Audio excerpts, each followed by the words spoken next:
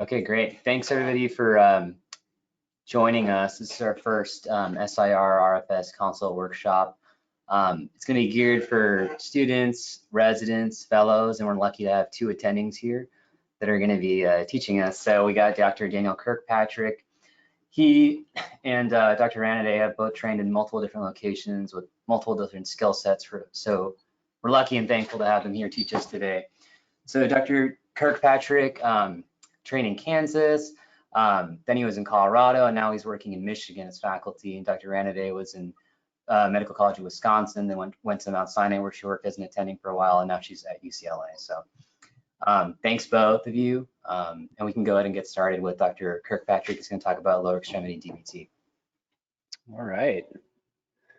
So go ahead and load this up. So yeah, thank you all so much for coming, and really appreciate the invite to come talk. This is one of my personal passions, lower extremity DVT. This is something we do really everywhere I've been.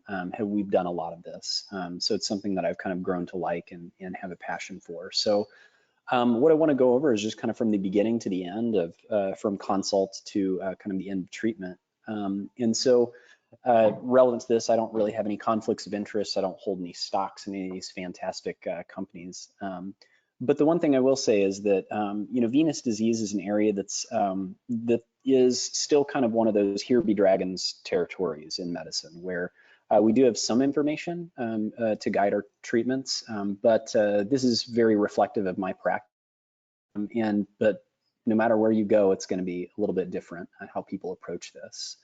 So we'll start off, and this is a case that I had earlier this year. As a 50-year-old gentleman came in, he came to this outside hospital, severe, sudden bilateral lower extremity pain, swelling, and numbness. And they did an ultrasound, and unsurprisingly, he had lower extremity DVT. So they admitted him in the hospital and put him on IV heparin, and he sat there for 11 days. His swelling was a little bit better, but mostly unchanged. He was in terrible pain. So I was actually on call this weekend and got a call for this guy, and I said, bring him in. Let's see what we can do for him. So kind of going over, the general stuff that everybody talks about is venous thromboembolism is kind of a collection of diseases, including basically DVT and PE. DVT is going to be much more common. So 2/3 of people are going to present with DVT. 1/3 are going to present with PE. PE is important, leading cause of preventable hospital death in the United States. And this affects, it can be everything from kind of a benign process where you see somebody with little subsegmental PEs, right up to somebody who has complete cardiovascular collapse. So it's something that we try to avoid if at all possible. And then DVT is obviously very common, 1.3 people per 1,000 in the US. So why do we even treat this? It's blood clots in the legs. What really doesn't matter? We want to prevent mortality from PE. So those people who are in cardiovascular collapse from massive PE is something we like to avoid. Decreasing symptoms. So oftentimes these people will come in and they will have leg swelling that's such that it affects their balance. It causes them to fall. They can't walk because of the pain. Limb loss is something that we're always worried about. So something that you see in only the most extreme cases is something called phlegmasia cerulea dolens that has a lot of associated limb morbidity. And then to prevent recurrent VTE. Long-term stuff, what we're looking for is we want to prevent long-term problems with their legs that result from DVT. Most commonly, you're going to be talking about postthrombotic syndrome, but it's also going to be things like venous insufficiency. For those who get PE, we want to prevent CTEPH, so chronic thromboembolic pulmonary hypertension. And then again, long-term, we want to prevent recurrent VTE. So there's also a lot of downstream effects that people can get from this, so that we mentioned there. So these are going to decrease their quality of life. And every intervention that you bring them in to kind of treat the problems that arise from DVT each come with their own risks. So these are going to be people who are on long-term anticoagulation. They're going to have to go, get superficial venous ablation, sclerotherapy of large varices. For those who have really bad central venous occlusions, you're talking about recanalization, stent placement. For those who develop venous ulcers, recurrent debridements. And then for CTEPH, having to go through a really invasive surgery like pulmonary thromboendarterectomy. And then downstream effects are also when you look at just costs. So healthcare costs for these folks is between $2 and $10 billion a year in the United States. So this really does carry quite an impact. So the clinical evaluation. So I don't think that there's ever been a case where somebody's called me and I've helped them diagnose a DVT. It's always, whenever they call interventional radiology, they know the patient has a DVT. So it's not really going to come across your radar very often having to make the diagnosis of the DVT. But what you can add to this situation is helping them figure out how to manage it properly. So figuring out why they developed a DVT, combing through their history and figuring out, is this provoked, is this unprovoked? Because that carries implications on what their future risk of DVT is. You want to know the location and extent of their DVT because that's going to determine what kind of treatment you're going to give them and then also how you're going to deliver it. It's going to then kind of depend on what your clinical follow-up is going to be as well. So history is incredibly important with these. So you're going to go and you're going to talk to the patient and say, what are their symptoms? What symptoms are they having? When did these start? Better, worse, the same? The usual things that you're going to collect with a typical patient history, but then you want to start digging deeper and saying, has this happened before? Are there people in your family who've had DVTs? What risk factors do they individually have that led to this? You also want to dig into any other medical, surgical, and social history they may have that may be contributing. And then always be concerned that they may have PE. So oftentimes these people come with shortness of breath. Other times people come with lower extremity swelling and PE will be an incidental diagnosis. And then always screen for contraindications for TPA, because if you do end up having to take somebody in and you're going to do a lysis or a thrombectomy or anything like that, you do want to know if you can use TPA or not, because that's going to be a big kind of question in the procedure. So as far as risk factors here, this is going to be things like family history, sex, coagulopathy. So there's tons of coagulopathies that you will know most of them. And those that you don't know, your hematology friends are very important. And then things like polycythemia. I bring up sex specifically because in a lot of medical texts, you'll see people say gender. Gender is not sex. These are two very different things, and your gender is not going to give you a DVT. As far as acquired things, so age, obesity, any sort of chronic disease, chronic inflammatory diseases being a big one, malignancy being a huge one, and then things like iatrogenic things, so central lines, IVC filters, and then even things that wouldn't seem to make a lot of sense, like nephrotic syndrome, will actually have a big effect on their risk for DVT and PE, as well as just the fact that if they've had prior DVT and PE. Temporary things, so this is going to be surgery, immobilization, trauma, people who are on exogenous hormone therapies, oral contraceptives, pregnancy, and then again, IVC filters, temporary if we're going to take them out. This patient was admitted to our service, and so we went and saw the patient and figured out kind of what was going on, because the history is kind of incomplete from this outside hospital. But he's a guy, he had a prior motor vehicle collision in 2007. He got DVTs. They placed an IVC filter at that time. To his knowledge, he wasn't sure if he had had any other DVTs. He did have COVID pneumonia 2 months prior, so it was kind of question marks on, did this contribute to his thrombosis? No significant family history of DVT. He was obese, was fairly sedentary, but he was not, had any recent immobilization or anything that would make us think that that was the underlying cause.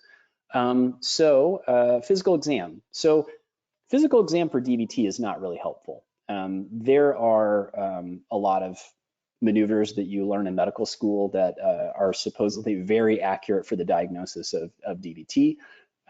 They're really essentially just a coin flip.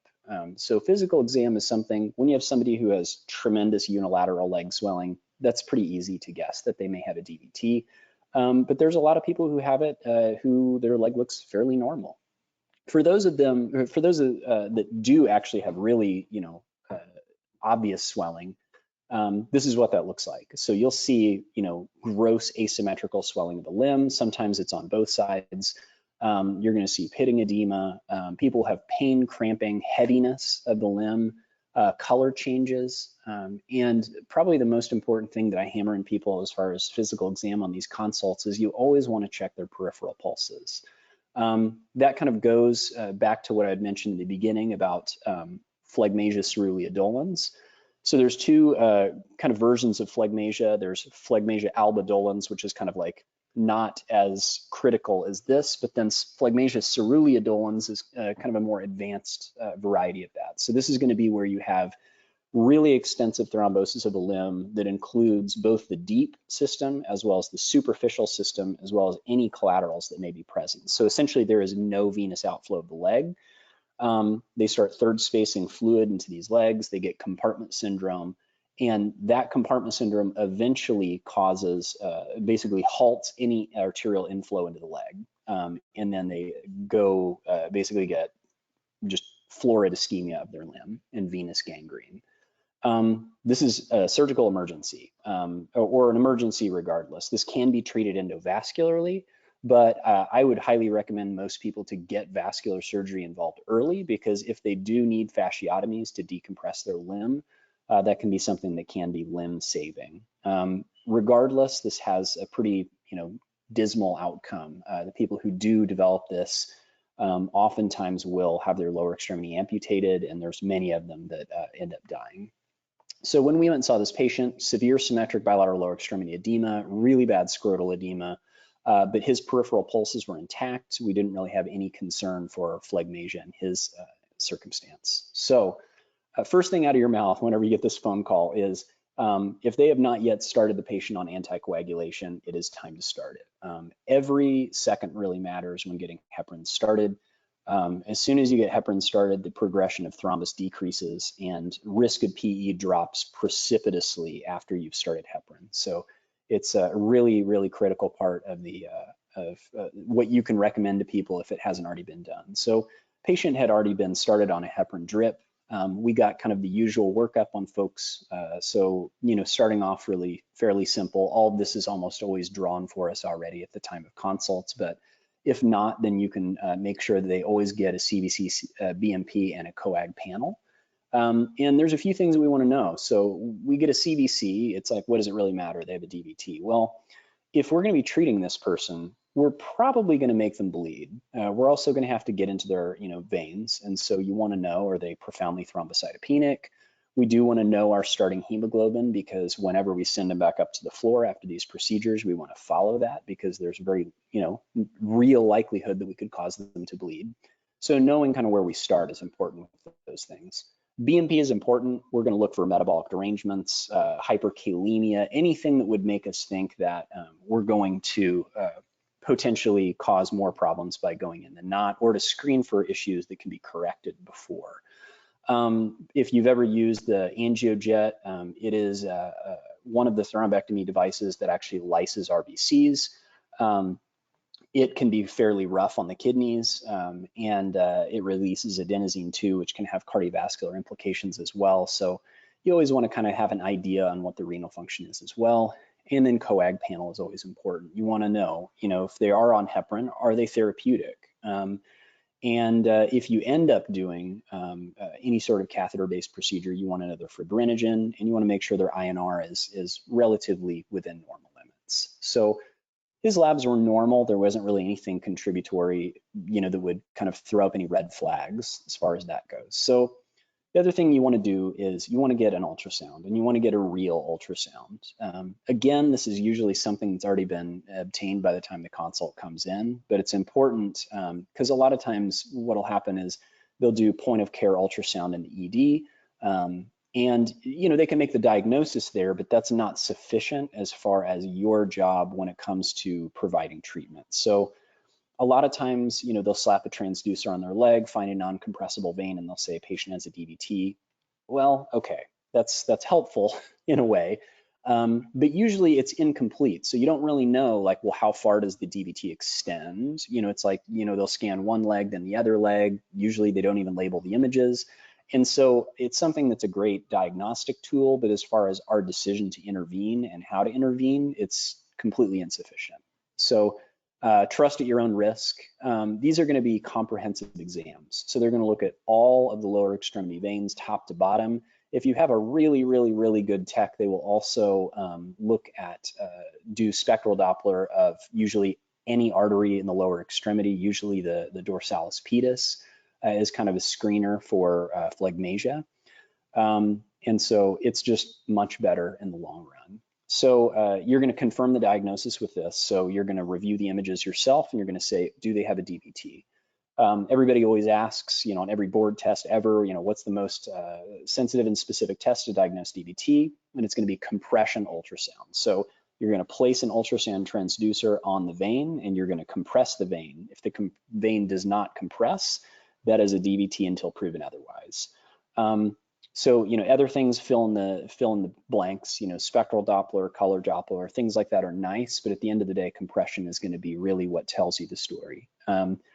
For those of you who are newer at ultrasound, when you're looking at these clots, in general, you can make some kind of broad generalizations. So if it's really dark, it's hypoechoic, that's a little bit more acute clot, whereas the more bright it is, the more chronic it is. And that can give you kind of good information as well. So this is an example of kind of what you're going to see on compression ultrasound. So on the left, you're going to see one of these veins here in a non-compressed state. And you look and you can kind of see this hazy stuff in the middle.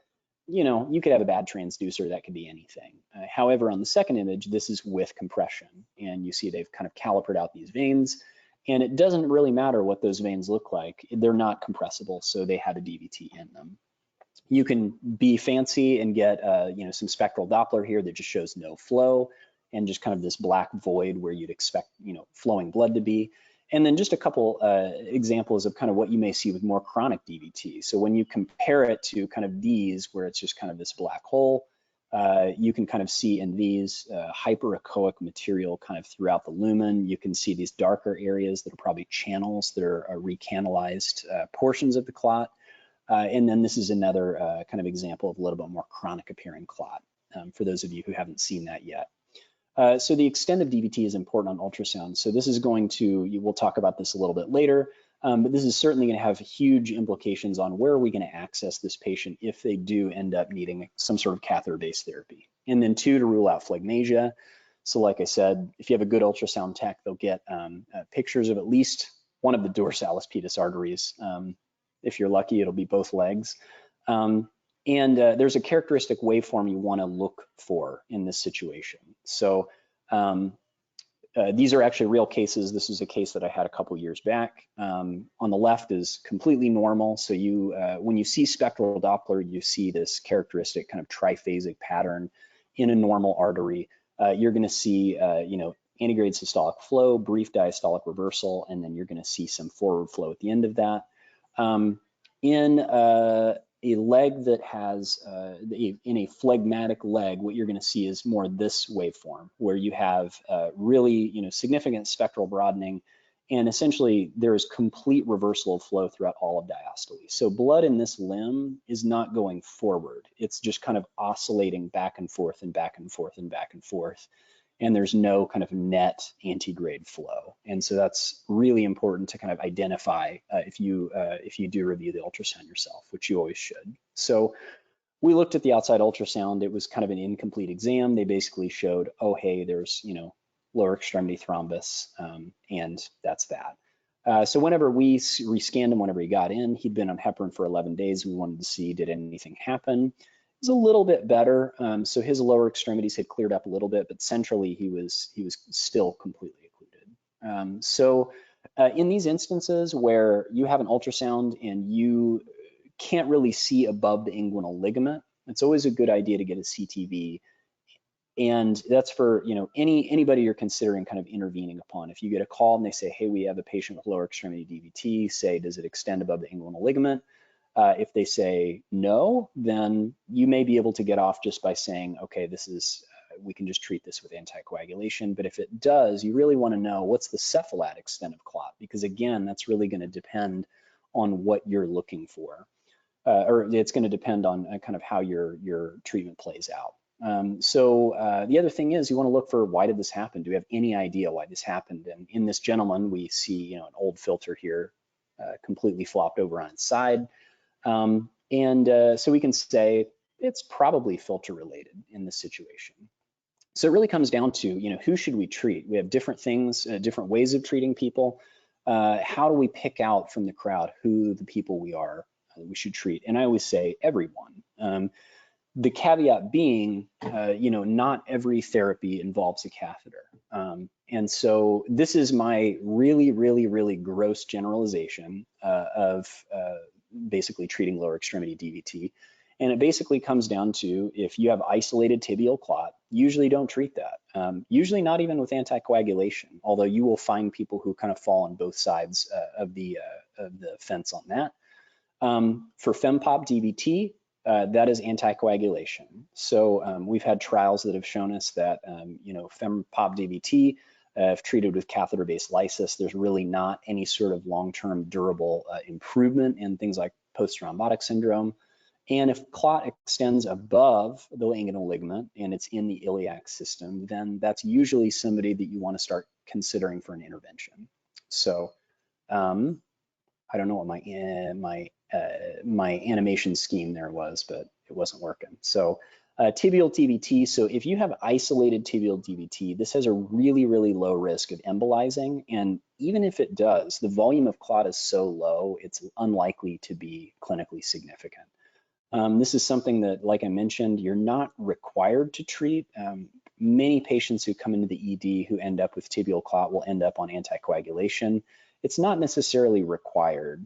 So, if somebody asks for your recommendation on, well, what do we do? You can just tell them, it's really, it's low risk of embolizing. It's highly unlikely to cause them issues. However, if the patient's profoundly symptomatic, you can consider treating. If it's something that is really, really close to the popliteal vein, bordering on extending into it, you can say this may be somebody who'd be worth anticoagulating. Patients with irreversible risk factors. So if you have somebody come in, they have factor V Leiden, if they have, pancreatic adenocarcinoma, things like that, those are going to be people that is going to certainly lean you more towards treating with anticoagulation. And people with prior DVT-PE, anybody who's planned to be immobile for a long time. And then in this case, a lot of times you can kind of find your way out of this. If somebody's kind of wanting you to do an intervention, just say, why don't you get an ultrasound in 2 weeks? And if it's progressed, consider anticoagulation. And I think that that's, reasonable, because most of these folks are going to put them on anticoagulation and it's going to clear up fairly quickly. So FemPop DVT. So this is always treated unless the patient has contraindications. So in this situation, if you see isolated femoral popliteal DVT, either it's only in the femoral, only popliteal, or both, doesn't matter. It's going to be anticoagulation first. In patients who have contraindications to anticoagulation, that's going to be where you talk about potentially placing an IVC filter, but with the caveat of don't forget to take it out, or else you're going to put your patients kind of in the same spot that a lot of other people are. So when it comes to iliac DVT, it's like, all right, let's rock and roll. It's time to do stuff.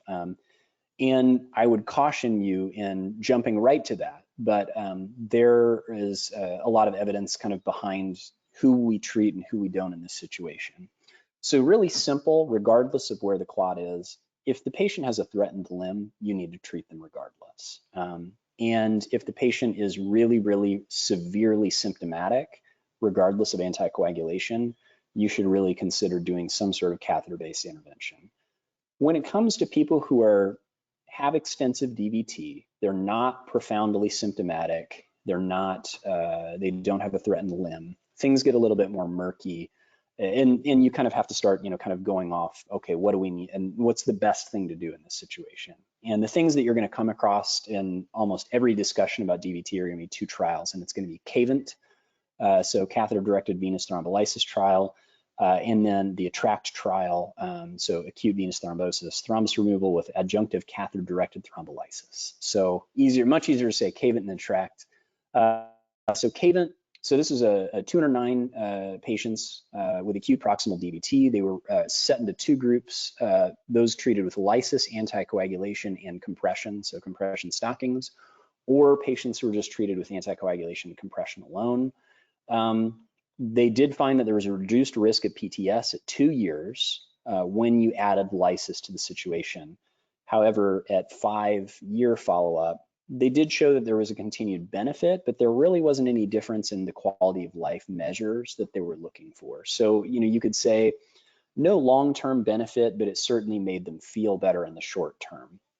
So ATTRACT came along. So this was a really, a very good trial that came out in 2017 by, kind of led by Dr. Van Dantham at SLU, and they organized a bunch of institutions across the United States. They got 692 patients.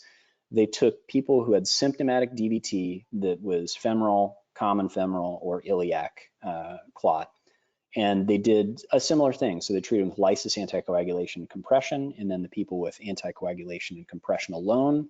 And with the original paper that they released, they said there was no reduction in postthrombotic syndrome at 2 years. So when you look at it too, there was much more major bleeding in the people who had lysis. So a lot of people looked at this and they said, okay, lysis is dead. We're not going to lyse anybody anymore. There's no reason to. The thing is they kind of went back and started combing through the data and said, okay, is this true? We're kind of treating all these people in the same way. What if we kind of break these people out into subgroups? And so, they looked at, it was a fairly heterogeneous group. There were different devices used, there were different kinds of clot, or different distributions of clot. And anyways, what they did was, they re-looked at it looking at iliofemoral versus femoral popliteal. And what they found is that in patients with iliofemoral DVT, they were able to show that there was a reduction in the severity of postthrombotic syndrome. There was reduced incidence of moderate or severe postthrombotic syndrome.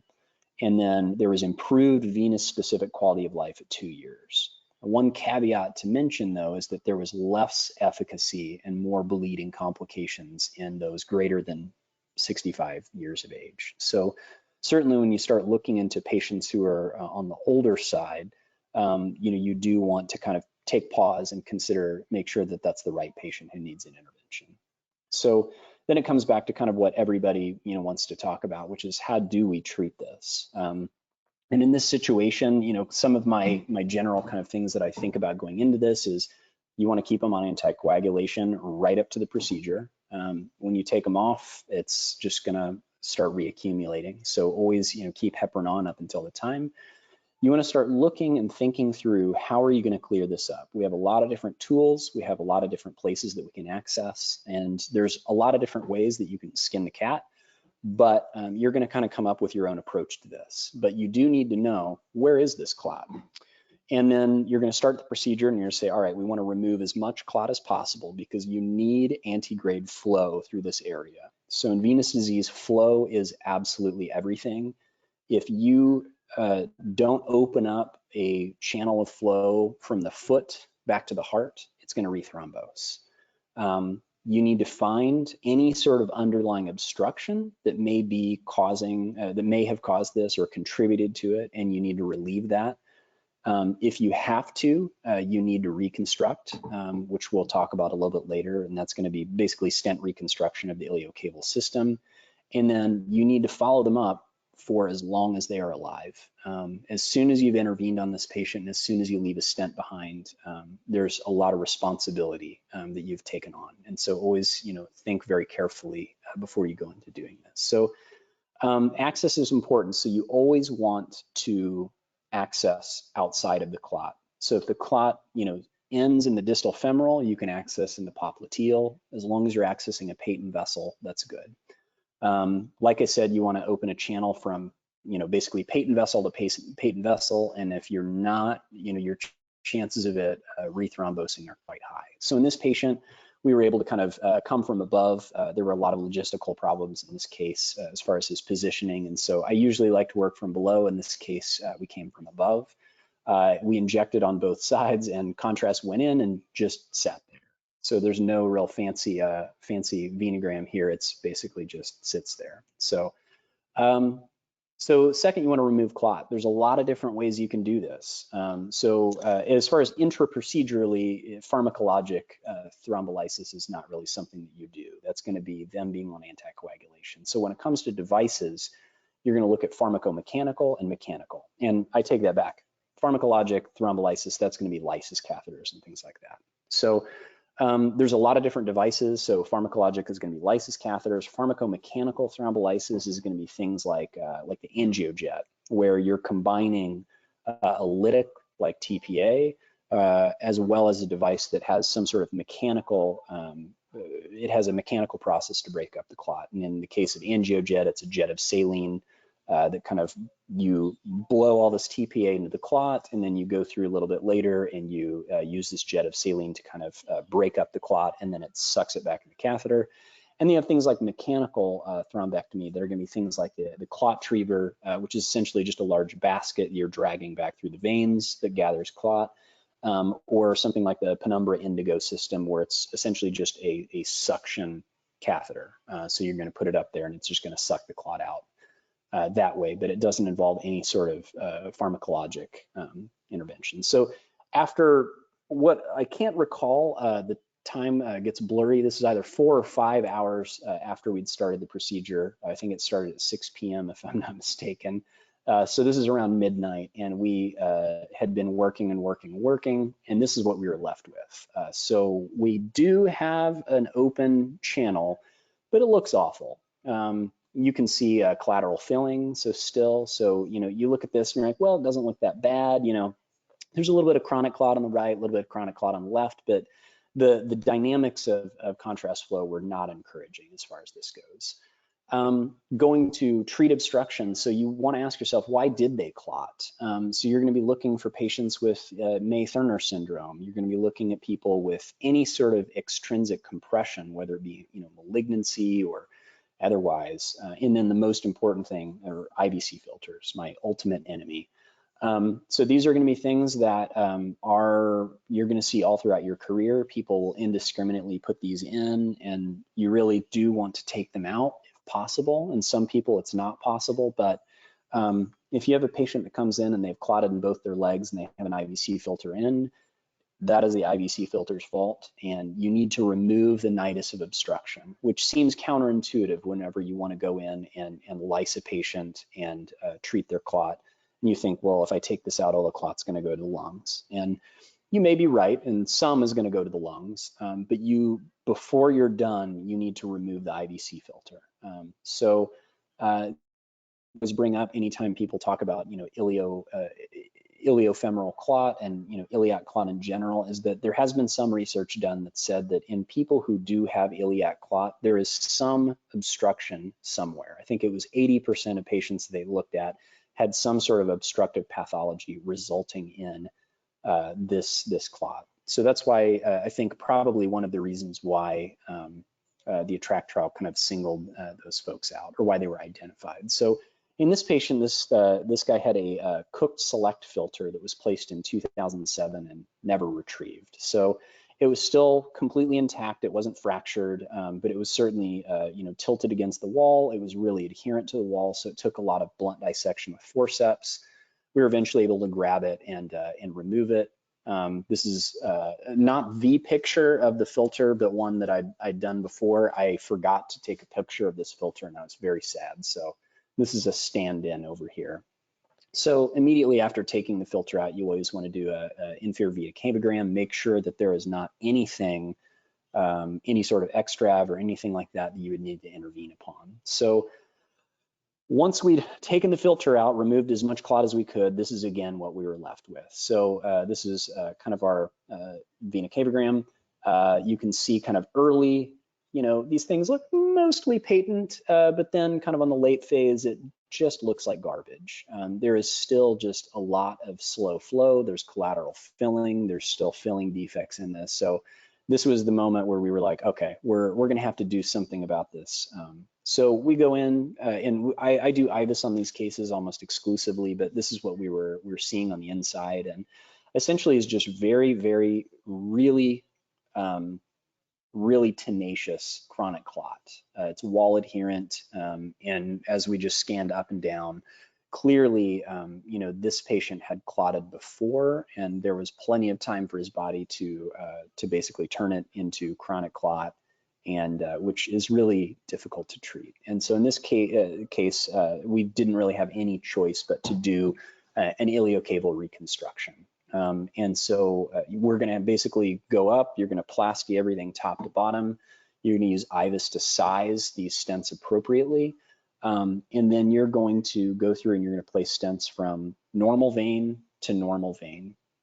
The thing that I always bring up with people is that when you stent a patient, you have a duty to that patient for life. If there's ever anything that comes of those stents, if they go down, it's not necessarily your fault, but you have to be there to pick up the pieces and help them through, because the second you put a stent in this person, there's a whole other host of problems that open up. The one thing I always, again, kind of bring up to everybody is the thing that I've noticed throughout my brief career is that whenever these venous stents thrombose, they have the consistency of concrete. It is really, really, really difficult to get through them, and you can, but the absolute best thing that you can do is keep it from going down. And so surveillance after this is something that we'll talk about. Always be really careful in doing this in patients if they can't be anticoagulated, or if you have questions about their compliance with anticoagulation. So if this is somebody with a coagulopathy who is, supposed to have been taking their anticoagulation and has been off and has been infrequent in taking it, always take a moment to, pause and say, do I think that they're going to be compliant with this? So this gentleman, we ended up doing the full iliocable reconstruction, got a beautiful final image, really rapid flow of contrast through this. And so it was really nice to kind of end with this case. I've seen him a couple times in follow-up, and he's doing really well and is now active. He certainly has postthrombotic syndrome, probably from prior clot, but right now it appears to be pretty mild. One thing I do want to make sure that I always talk about with these is that whenever you place a venous stent, you got to do surveillance on these. So here we typically, it varies from person to person. My particular thing is, it's like I will do surveillance venograms on these people at 6 months, 12 months, and 2 years. And any sort of area of narrowing that you see along the way, you need to be aggressive in either doing plasty on it. Here we do a lot of biopsy of clot to determine, what's the acuity of this clot. Could this be from failure of anticoagulation? Could this be just purely chronic ingrowth? All of which, kind of have different approaches too, but always follow these people, never kind of stent them and release them out into the wild. So really, really good long-term follow-up is probably the most important thing for these people. So that is my speech. I think I went over a little bit. So thank you for being patient. I will turn it over to the group now.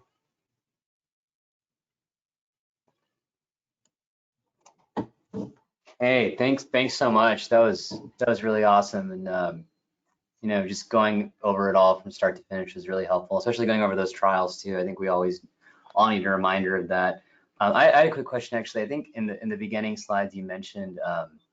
I think so before the patient came to you, the filter was placed. Do you know how long the filter was in before the patient presented to you? It was placed in 2007, so it was in for a very long time. Oh wow. So yeah, it was really, it did not want to come out,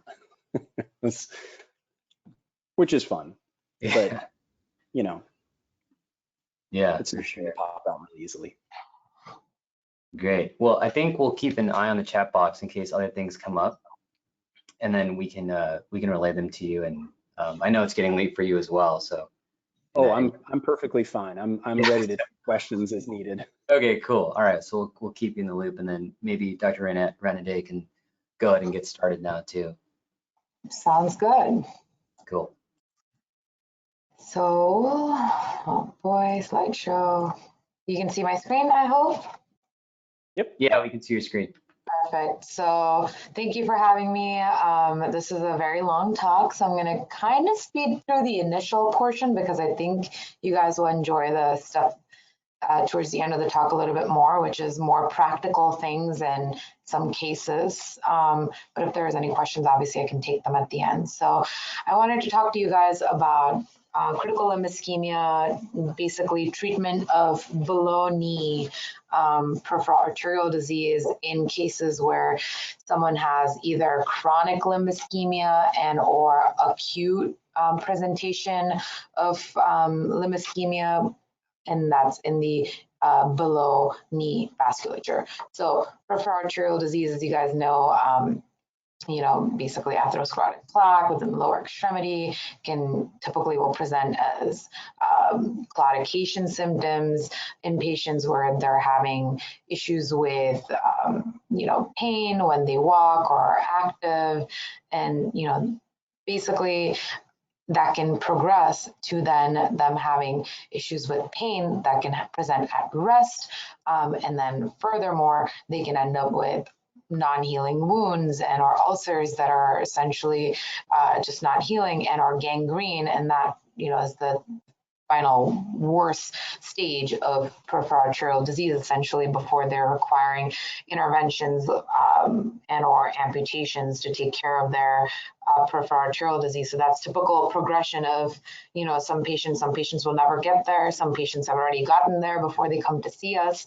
But, you know, here's a little schematic of, you know, when you have peripheral arterial disease, you have ischemia, and the ischemia is going to cause for your myofibers to be reduced in the muscles, and you end up with impaired mitochondrial function, you end up with muscle damage, you end up with impaired peripheral nerve function, and so that results in reduced leg strength and poor walking performance. And that's just the very basics. So as someone that is now progressed to rest pain and or poor wound healing, you're getting even worse outcome for these patients because they have decreased mobility, and in general, once they reach that level, they have deconditioning from immobility, as well as, you know, a lot of these patients will end up with amputation. So that's really bad outcomes for them. So a typical classification system is the Rutherford classification. So the patients that I'm talking about today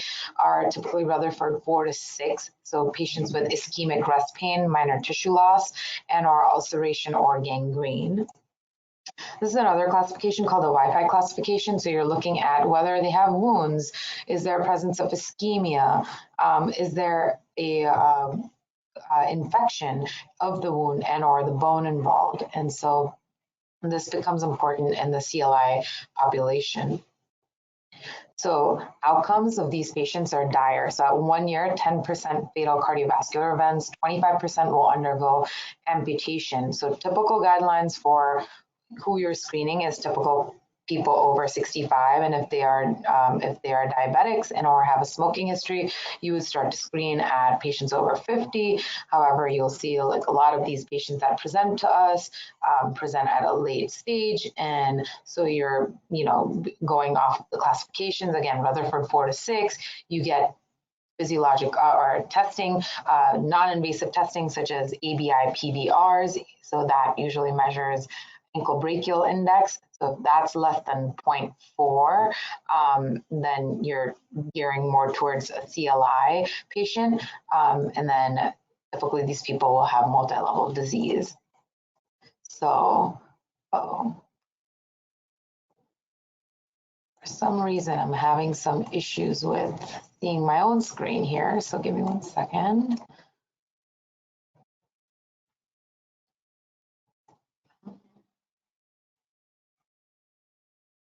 For some reason, I've lost control of my screen. I can't, oh, okay, now I have it back. Okay, so 3 to 10% of the US population has PAD, and as you see, 50% of these patients are gonna be asymptomatic, and about 1 to 2% will end up with acute limb ischemia. 1 to 2% of the patients will have critical limb ischemia. And so estimates of CLI patients in US is as high as 2 million. So this is just some data showing the number of patients undergoing amputation between 2003 to 2006. There were about 20,000 Medicare patients that underwent major amputation. 71% had no revascularization attempted, 46% had no diagnostic angiogram, and 20 to 30% of those patients are considered non-operable. And so for these patients that are undergoing amputations, their 5-year survival is less than 30%. This is why it's important for us to pick up these patients and see if there's anything that we can do for them. So most of the data in the literature basically will go off of task classification. So you have clinical systems that you look at, and that's Rutherford and Wi-Fi classification, and then you have imaging that you would look for, and that's the task classification. So that looks at where is the lesion? Is it in the iliac? Is it in the fem-pop vasculature? Is it below knee? And based on that, you are either task A, B, C, or D. Typically, task C and D were considered cases where you would need surgery only. However, there have been more publications recently that have pointed to endovascular first strategy, because overall the length of stay in the hospital for these patients and post-procedural recovery is better with endovascular first approach. And in certain lesions, surgery is considered traditionally better, however, and that would be typically around the joint. However, that may change with new stent technology that we may have coming up. So if you want to look at a good review article, this one by Jihad Mustafa kind of lists all of the studies that have been attempted, looking at endovascular approaches, whether they're angioplasty, stenting, that allow us to essentially evaluate whether or not endovascular approach would be beneficial for patients who need below knee revascularization. So more recently, there was a paper, again, this is published by Jihad Mustafa, where he evaluated Lutonics, which is a drug-coated balloon for the infrapopliteal arteries. And we saw that, their primary efficacy, which was freedom from target lesion revascularization, which we're not looking at overall survival. We're not looking at overall stent patency. We're looking at freedom from target lesion revascularization to allow for wound healing in these patients. They saw that with DCB, they had better outcomes in comparison to angioplasty. The IMPACT trial, which is another basically drug-coated balloon trial in below knee vasculature, saw that there was actually no overall improvement in patency compared to surgery. However, they did also show that it is equal to angioplasty, and essentially this study is important in that the study included balloons that had paclitaxel, and recently there was a lot of controversy about mortality related to paclitaxel products being used in patients, so drug-eluting stents and our drug-coated balloons. And this study, they looked at, the 5-year outcome showed that paclitaxel exposure was not related to increased risk for amputation or all-cause mortality at 5-year follow-up. And so basically, this is a study that doesn't really show that impact was better for patients in terms of whether in comparison to just regular angioplasty with a regular balloon versus or conventional balloon, I should say. However, it does show that it does not increase mortality in patients that are undergoing this type of treatment with drug-coated balloon technology. Best CLI is a trial that basically is a multidisciplinary effort to look at management strategy for critical limb ischemia, and this has not resulted yet, so it will be out soon. So this is a design comparing effectiveness of established techniques while allowing introduction of newer therapies as they become available. It includes interventional cardiologists, interventional radiologists, vascular surgeons, and vascular medicine specialists, and it will basically hopefully be out pretty soon with the results. So in order to reduce morbidity and mortality of these patients, we need early intervention. You need to treat CLI using endovascular first approach. We need a multidisciplinary approach to this. Diabetics are more likely to have complications after amputation. So these are people that we need to make sure we screen if they are having things like rest pain or if they are having non-healing wounds. So it's very important to be linked with people like podiatry, vascular medicine, basically your vascular surgery colleagues, interventional cardiology colleagues, in order to provide service for this patient population. There is a trial called BASIL trial, and that looked at endovascular approach for infrainguinal disease, so including fem-pop, and they saw that basically endovascular techniques, including angioplasty with conventional balloon, was equal with long-term surgery being a little bit more expensive. So essentially, that was another incentive for endovascular first approach. So here's that paper. So challenges with the infrapopliteal vessels, right? These are smaller vessels. Vast majority of the BTK cases are, just really tough lesions to cross. They involve a lot of calcium. These can be diabetic patients or renal patients that can have very, calcified arteries. These are tortuous vessels. Distal embolization is a concern because if you have a runoff of any kind, you want to preserve it as much as possible. If you end up with any kind of distal embolic phenomena, then you could end up, basically giving the patient an amputation. It might be difficult to kind of balloon and use all of your techniques, which we're going to go over in smaller pedal vasculature. And overall, because of length considerations or safety considerations, it's just really difficult to treat these small vessels.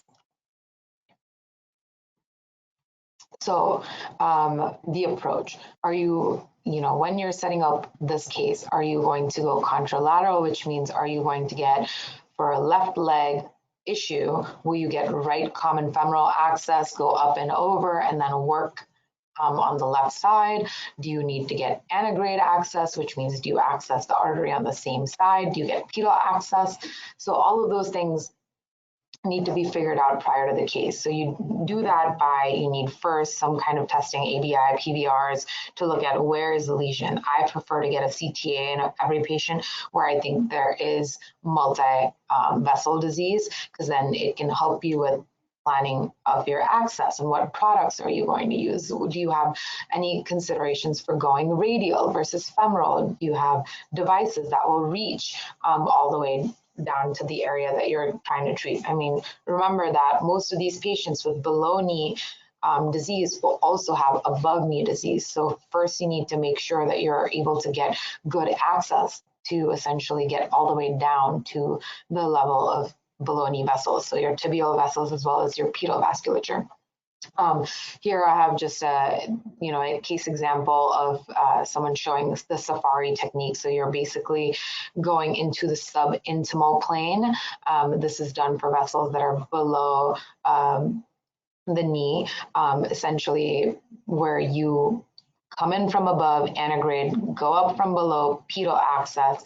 You're in the subintimal plane, you snare the wire, you balloon and then stent possibly, or just balloon, and hopefully if you have a good runoff, you've established inline flow, you're done. And so, in these type of cases, you have to plan for two access sites. And so you're going to prep the patient, you're going to let the patient know they're going to wake up with multiple access sites, and you do whatever you need to do to get the case done, and to get the case done in a safe way and just get your outcome. So what's important? So wires, so you have crossing wires and you have working wires. Some wires are able to cross different types of plaques. So typically when you're dealing with vessels that are below the knee, and if they are occluded, you will need to know what type of plaque is it. Is it all calcified? Are you going to be in a subintimal plane if you use a certain type of wire? Or is it soft plaque, and can you cross it? Can you cross the cap?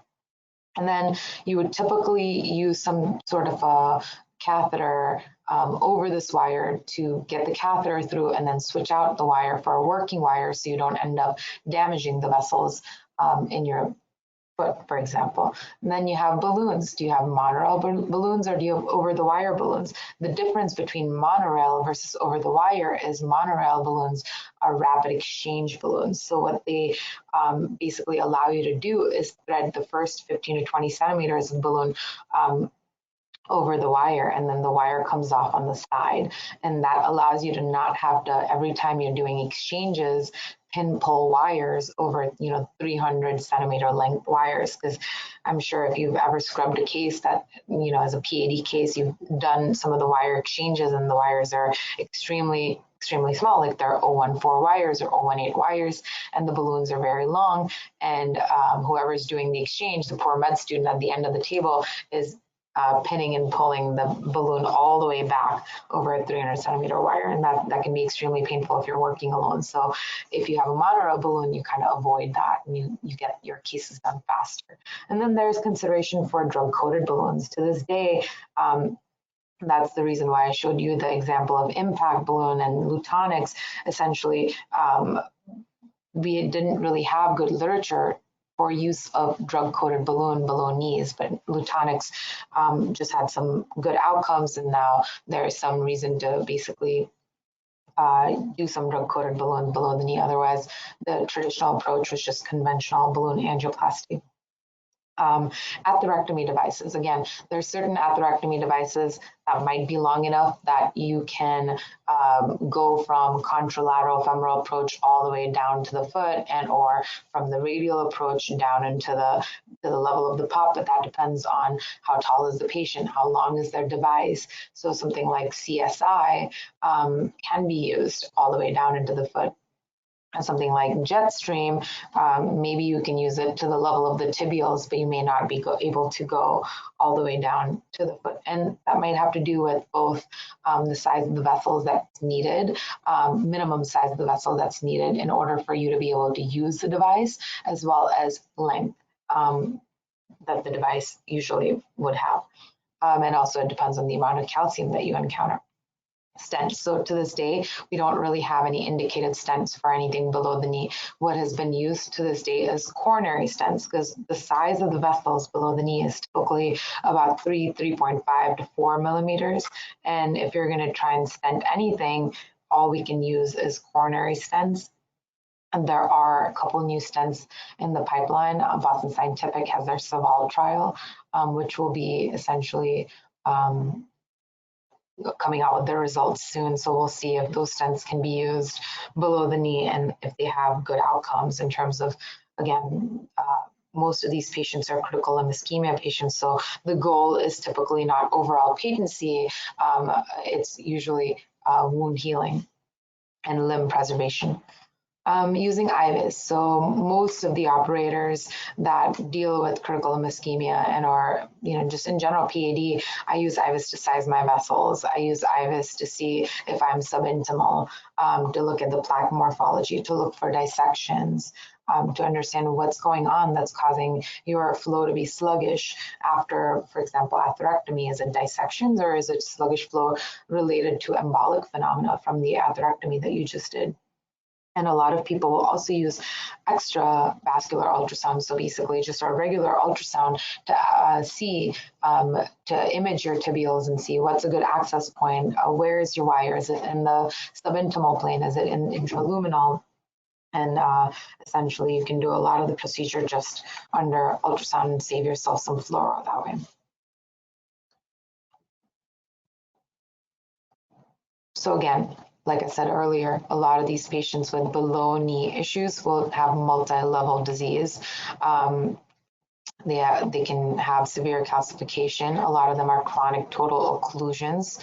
And so you basically just need to either look for calcium under x-ray, under fluoroscopy, or look with ultrasound and see if you can find one of the pedal vessels and get access to have to have basically an endpoint to essentially give yourself a target to get to, even if you are going antegrade or contralateral approach.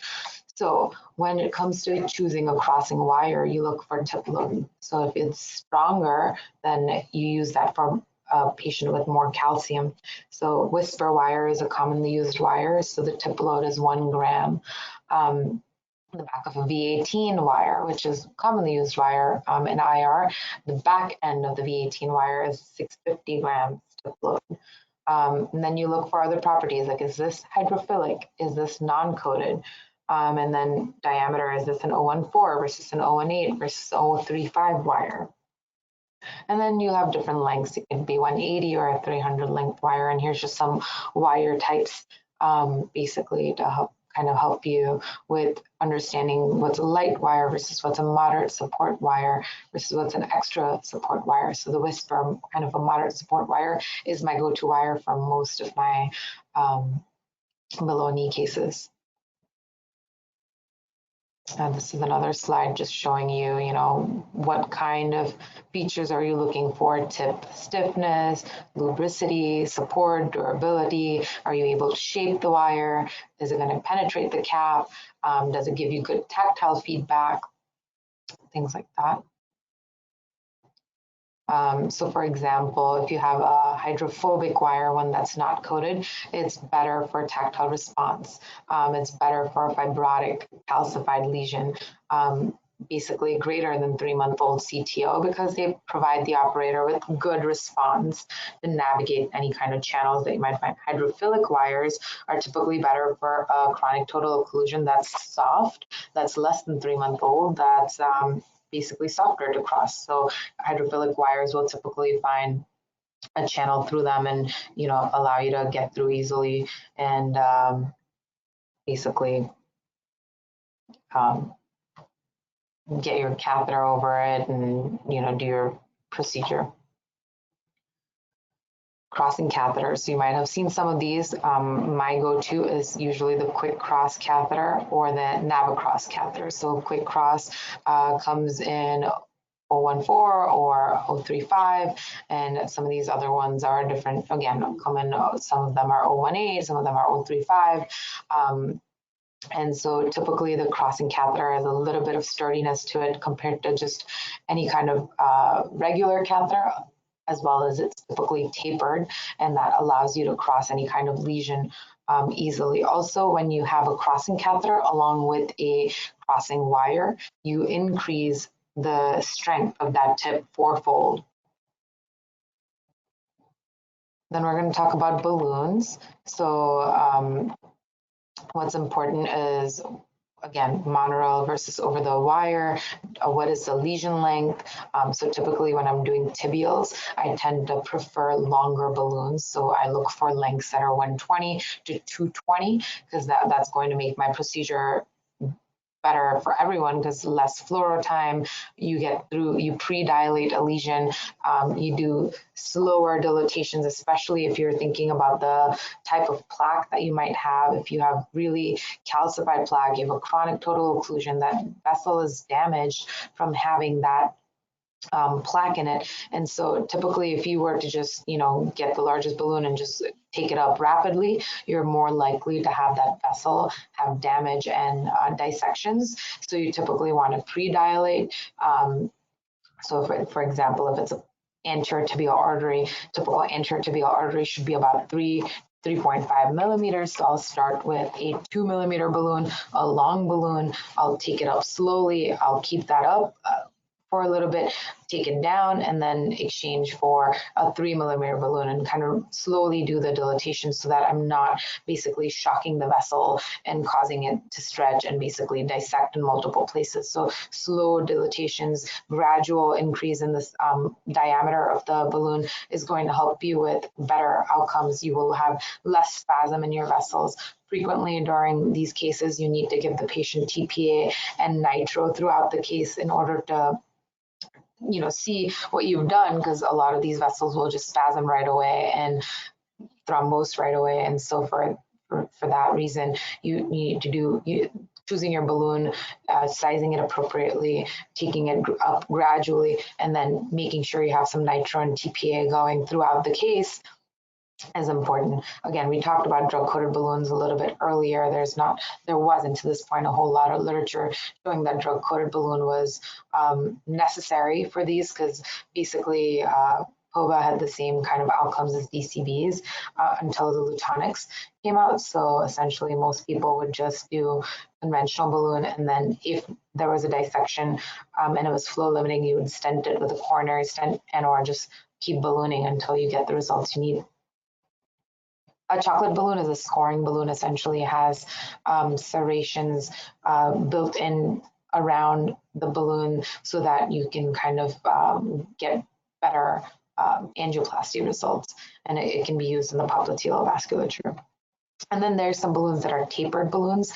So you can have balloons that are 2 millimeters at the distal end and 2.5 or 3 millimeters at the proximal end, and that can help you get all the way down to the pedal vasculature, and you can kind of dilate the pedal vasculature from 1.5 to 2 millimeters, and then your tibials 2 to 3 millimeters, all in the same platform, and that can sometimes help speed up your procedure. I talked about IVUS and just regular ultrasound. You can use it to size the vessel. You can look for whether you're subintimal. You can look for what type of plaque is it, where is the plaque. If you're actually going to do atherectomy, it can help you choose, you know, are you going to use CSI? Are you going to use Jetstream? Where, if it's a directional atherectomy device, it can help you figure out where to position your device so that you can get the plaque and not cause dissection of the vessel.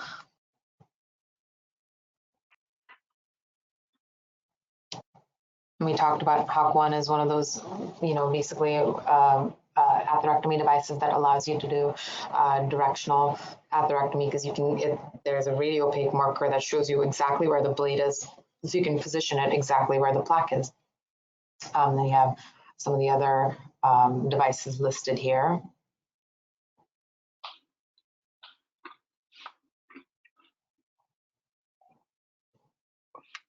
And then you have devices that allow you for re-entry. So if you are in the subintimal plane, then you can use something like the Outback or the Pioneer, which essentially allows you to poke into the true lumen and then send a wire down, and then you're able to get back into the true lumen so that you're not basically just ballooning in or stenting in the subintimal plane. Pedal techniques. So pedal can be very difficult. Not everyone deals with it. These vessels are very small. They spasm easily. It's important to know your anatomy. It's important to basically do minimal damage to the pedal vasculature, because having a intact pedal arch is the most important for patients to heal from their wounds. So essentially, all you can really do in the pedal vasculature is really be careful with your wire work and use these long balloons, as you can see in the image here, probably a 1.5 or 2 millimeter balloon, 220 length, going along the pedal loop from the plantar to the dorsal arch, basically, and just ballooning it to essentially get the results that we have here. Sometimes some people believe that if you have a desert foot, which means that you have essentially no vessels that are showing up below the ankle, then you can, under ultrasound, identify the vessels and basically start to get needle access into them, and even putting the needle into them and the wire work will create microchannels so that you actually are able to get some blood flow going, and you might help the patient in that way. The other technique that is now coming into play is creating a arteriovenous fistula, kind of basically you're creating a fistula so that the venous flow can get oxygenated blood, and it can allow for wound healing in some patients. So there's two concepts when it comes to wound healing. So the angiosome concept suggests that you need to restore inline flow. So if your wound is on the great toe, then you want to get inline flow to the great toe. So it's typically you want to get good flow from the fem pop down to the AT, down to the dorsalis pedis, and make sure that you have good flow going down to the great toe. If your wound is calcaneal, then you'd want to get more of the plantar vasculature. And then there's some conflicting data on whether you want inline flow or do you want indirect revascularization. So if you were to collateralize, to get collateralized flow from the arch, then you would still be able to heal the patient. So here's just some basically impact of arterial pedal arch quality and angiosome revascularization on foot tissue loss healing.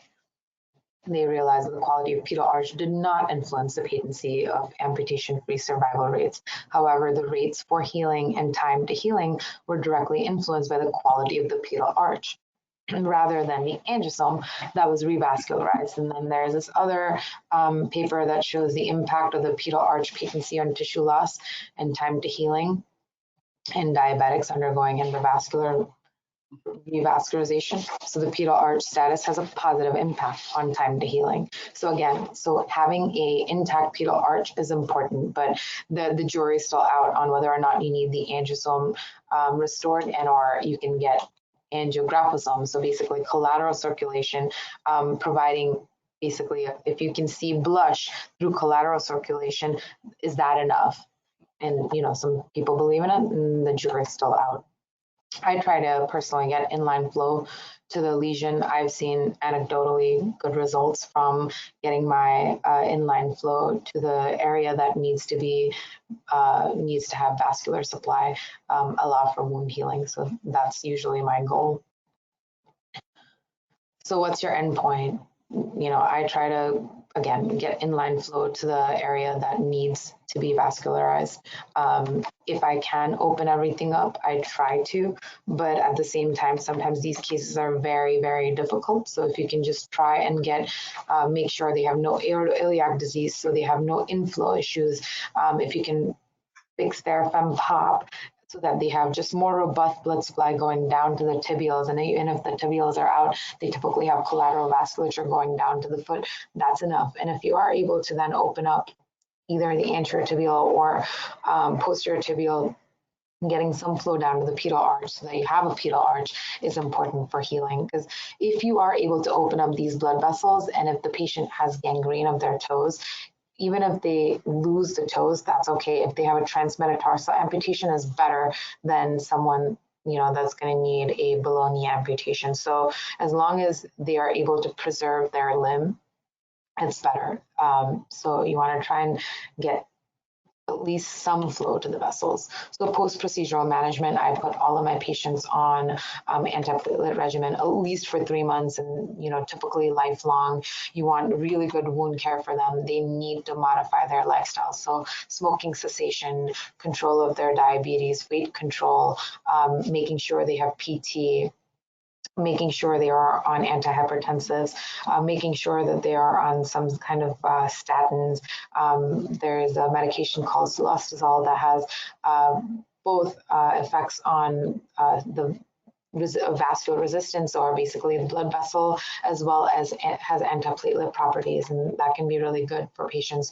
And then you typically want to follow these patients out because typically you want to get some kind of imaging preoperatively, then you'll get ABIs postoperatively, and then I typically will get I only get CTs if they are symptomatic again, but typically we'll get a Doppler and our ABIs at 1, 3, 6 months, and then 12 months, 18 months, 24. But typically, most of these patients may not make it all that long, or may be lost to follow-up when they, don't have symptoms. But you want to try and basically get these patients in to see you as much as possible and keep a close eye on them, especially from a wound healing and limb preservation standpoint. So here's an example of 77-year-old female, hypertension, coronary artery disease, grade toe ulcer. So here you can see that she has some disease of her fem pop vasculature below the pop.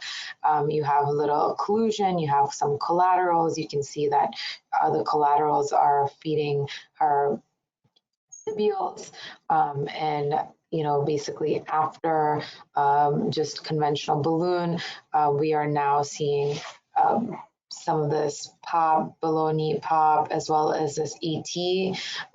Now you're able to see more of an AT, and you're seeing the TP trunk right here. And on the next image, you're seeing basically stenting. So coronary stenting. Coronary stenting can be used in certain cases. At the point where you're doing these cases, these are very tough cases. So if balloon angioplasty is not giving you your results, you just resort to stenting. But stenting only works when it's at proximal points. Distally, where you have more motion, where there's mechanical factors that could cause stent compression and or just basically crushing the stents.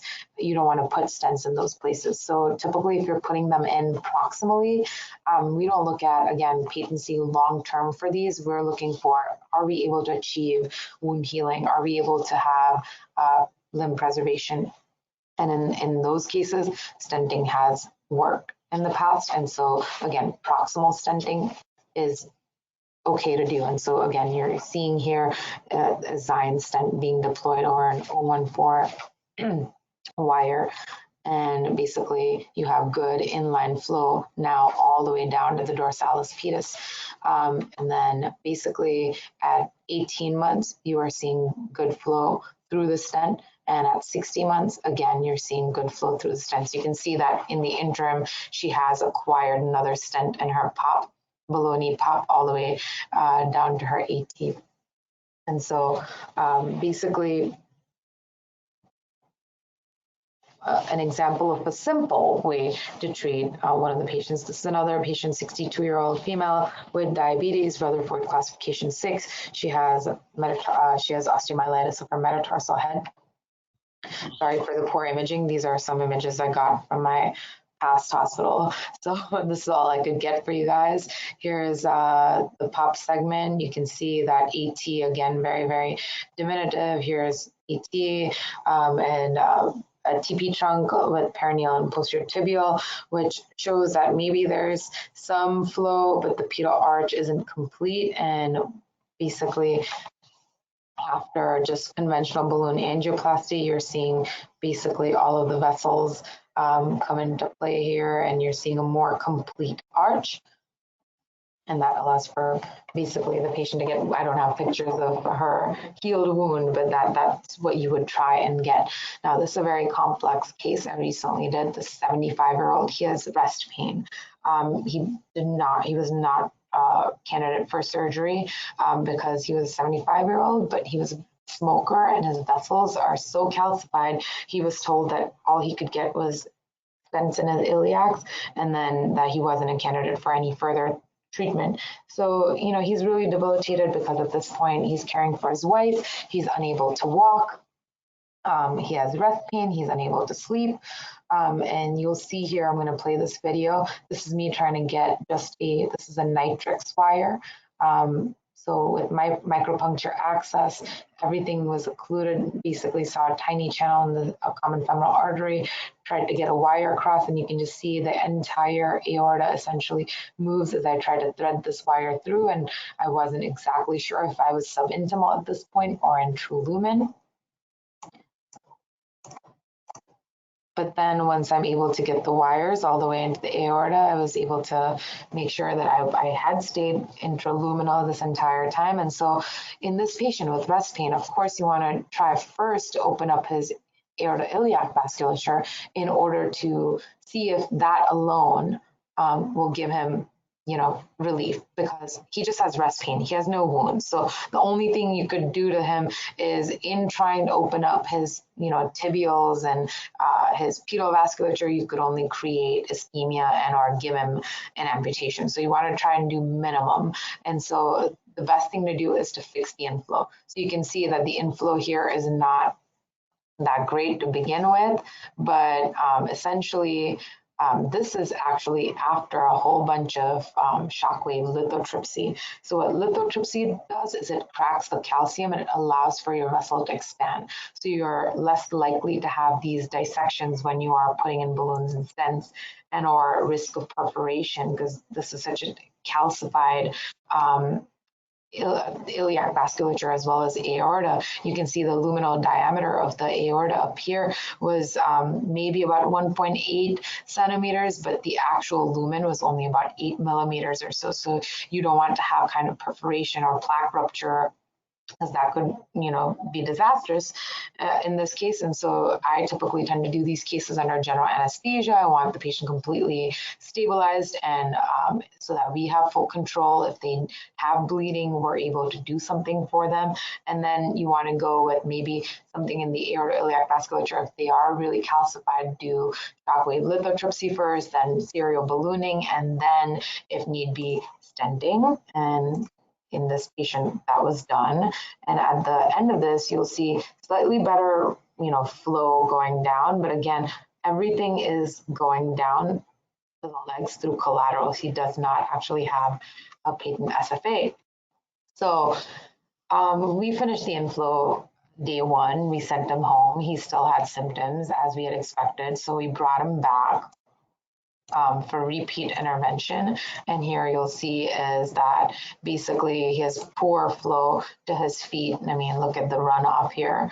It's just really, really diminutive vessels, very sluggish flow getting through, although there are 2 vessels that are going all the way down to the foot, if not all 3. So the goal is here just to try and do as much as needed to get inline flow down to his foot. I'm sorry. So essentially, in this case, I went too fast.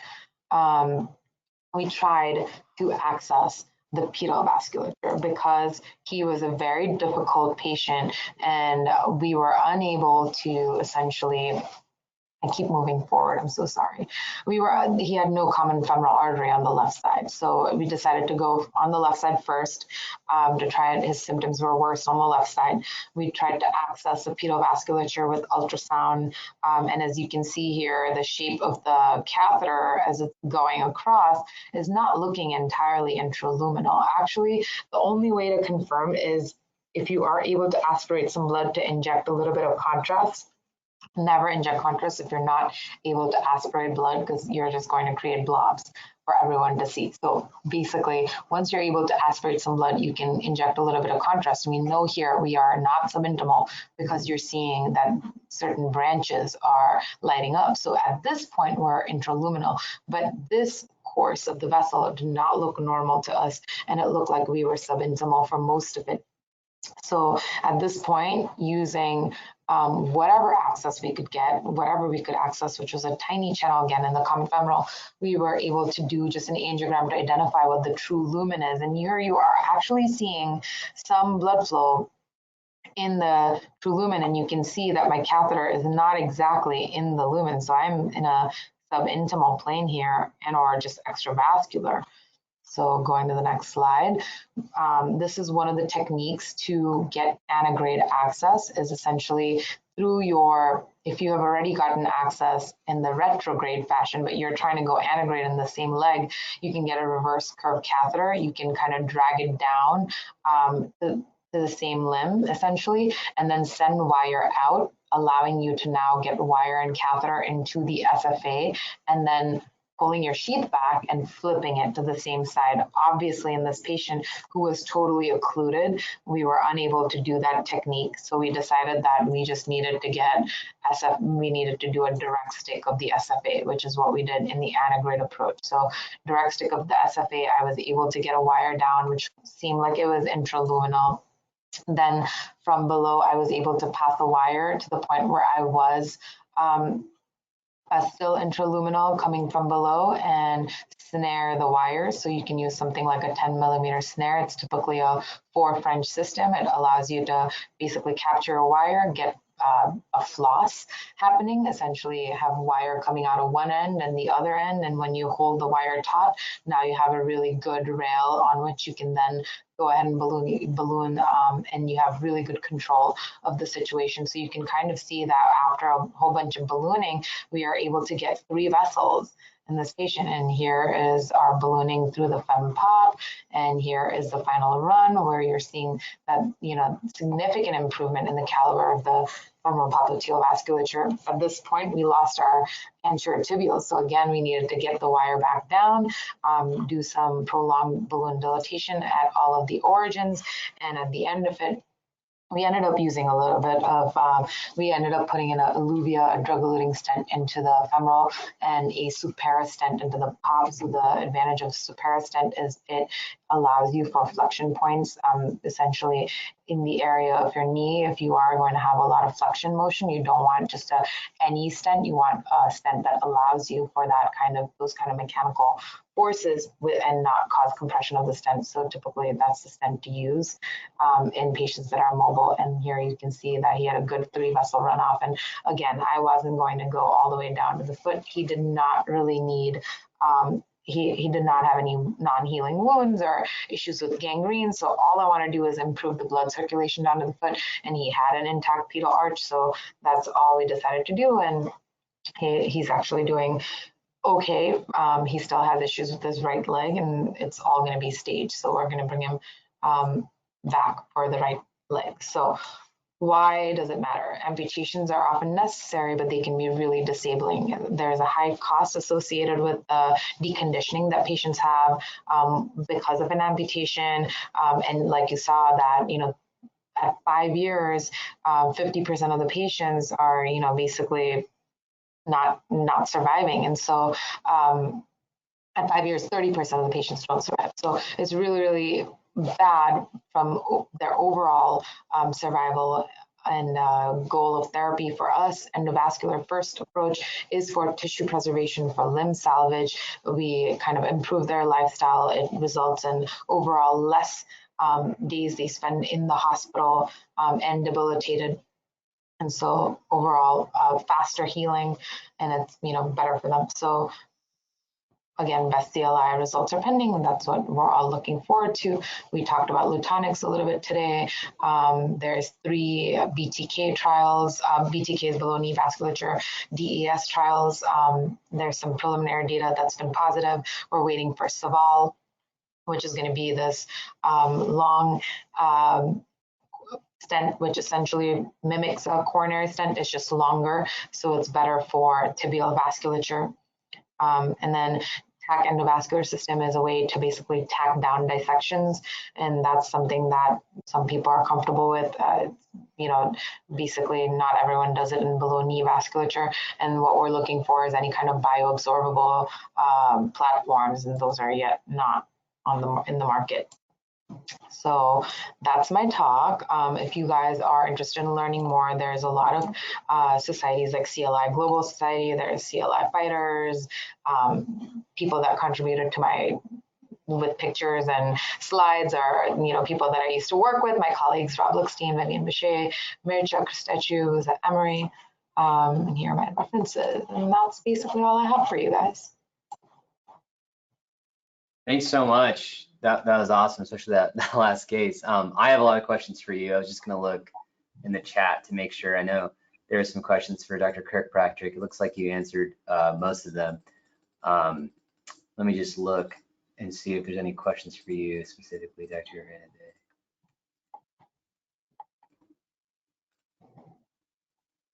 One question is, in patients with poorly controlled diabetes, do you ever skip ABI and go straight to getting toe pressures instead? I typically like to always get ABIs. I mean, it could be different in different hospitals, where in some hospitals you get just waveforms, just Dopplers. So you could just also get a duplex. But I tend to, you know, get ABI, PVRs, and I haven't really gotten to like brachial pressures here because we're just, the system here is different, and we just get duplex scans. Got it. One of my questions was, when do you put down an embolic protection device, especially with those high aortoiliac occlusions? Yeah. Is that something that you do, and when should you do that? So there have been studies actually that have shown that, you know, sometimes after you've gotten done with your aortoiliac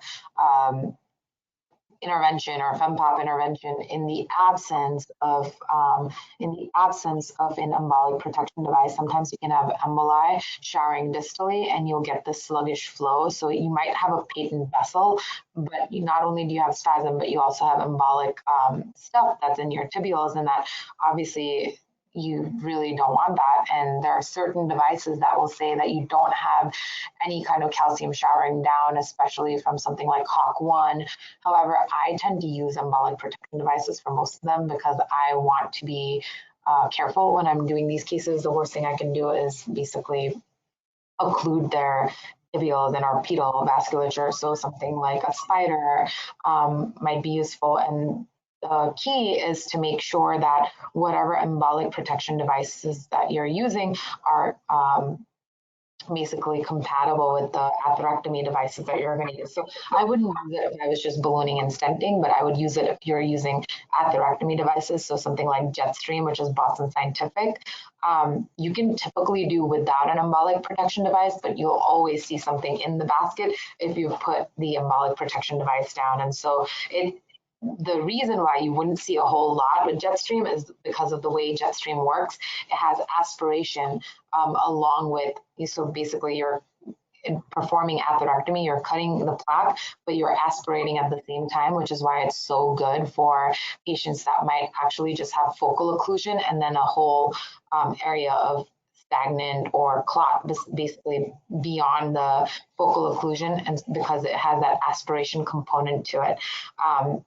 But in a case where you don't have that, and it's not just a hibernating vessel with, or the acute clot essentially, and it is all plaque, you will see some embolic phenomena, and typically putting down a spider is helpful. However, the wire that it comes on may not be entirely compatible with Jetstream. So it's very important that you use something that goes together. So for example, the Hawk 1 goes along with the spider and it works well, so you can use it. And so it might have to do with the coating that it has or what is required off of the device.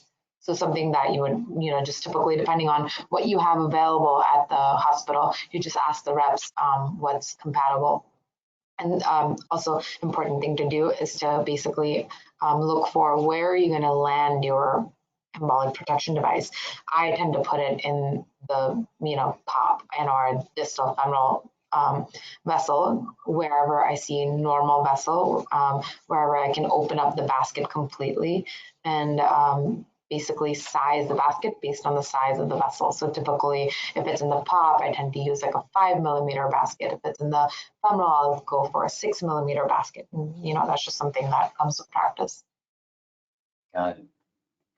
And then just for that direct stick SFA case you did on the other slide, were you essentially subintimal and doing a Safari in that case then on that side? I actually did not want to go subintimal because it would be a very long, as you could see when I did the run, there was a very long length of the catheter or wire that I had placed from the pedal approach, that there were parts of it that looked subintimal and then parts of it to me just looked extravascular, and I couldn't be sure because he was so calcified that it was really difficult to say whether I was subintimal the entire way through. And when you have such bad calcium, it's also very difficult to get your IVUS and or because IVUS systems come in 035 and 014 or 018 essentially calibers as well. However, if you can't get anything beyond a wire into the lesion, through the lesion, then it's going to be very difficult for you to thread an IVUS or even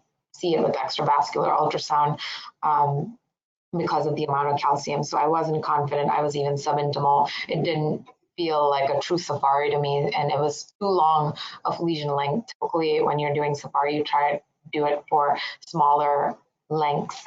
And so this was the entire FemPop. And so essentially I went into the SFA where I knew I was intraluminal and was able to get into the channel. And the one thing that I didn't talk about in this case is for common femoral artery disease, I do think that they need to go to surgery. I mean, there are some patients that are really not surgical candidates. In those patients, you can try lithotripsy and ballooning, but you can't stent, and a common femoral artery, because if you accidentally shut off their profunda, now you're giving them a, basically an above knee amputation. You're basically giving them ischemia of the thigh. So the worst thing you can do for the patient is do that. So essentially you cannot stent the common femoral artery in these patients.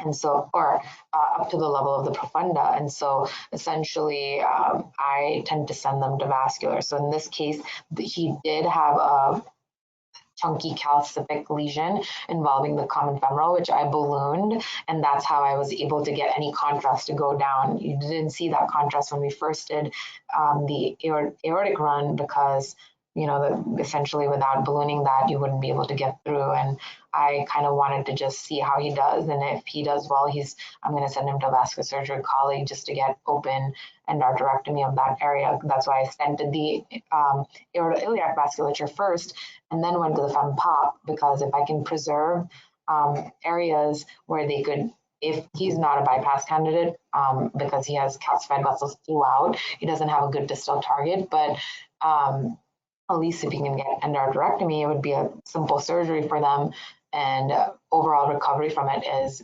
fast, and it would be better for him long term. Thanks for clarifying that. Let me look to see just for some more questions here. Yeah, and in the meantime, just a quick note to our audience, we're recording this webinar and we'll share it via email and Twitter whenever it's available. So I wanted to discuss just kind of your anticoagulation plan after these arterial revascularizations, long-term Xarelto. Yeah, you know, so typically a Xarelto along with an aspirin in the Voyager trial was proven to be useful. So I do tend to go with Xarelto and an aspirin or something long-term if the patient can tolerate it. But a lot of these patients are very old, and if they're very, you know, skeptical or are prone to falls and or have other issues where they may have GI bleeding, I tend to just go with you know, just an aspirin lifelong. And it's more important to make sure that their diabetes is under control, that they're no longer smoking, that they are on a statin, they're on Pletal, you know, sulostazole. So other things that you could do, but the best thing would be to put them on basically a Xarelto and an aspirin and antiplatelet of some sort. Got it. Awesome. And I don't know if Dr. Kirkpatrick, we have one more question for you that popped up. Oh, looks like he may have chatted this. 1 second. Yeah, looks like that one's been answered. I think those are all of our questions. I'm getting some text messages for other questions. So let me just check. Looks like we've answered them all. All right. All right. Well, thanks so much to both of you for doing this. I think it was really successful, and we really appreciate your time to go over all this stuff too. Thank you, and thank you for attending. Yeah, of course. Really appreciate it. It's all recorded and stuff, so we can send it out from there. All right. Thanks, guys. All right, thanks guys so much. Really appreciate it. Appreciate it. Sorry, I got booted there right at the end. Oh, it's okay. It's okay. I was just making sure all your questions got answered, and it looks like they have. So I'm Very good. Well, awesome. Well, thanks, guys. Really appreciate you guys organizing this and inviting us. Yeah. Thank you both. It was an excellent talk. Have a good night, everyone. Thanks so much, Mona. It's nice to meet you. Nice meeting you. Bye.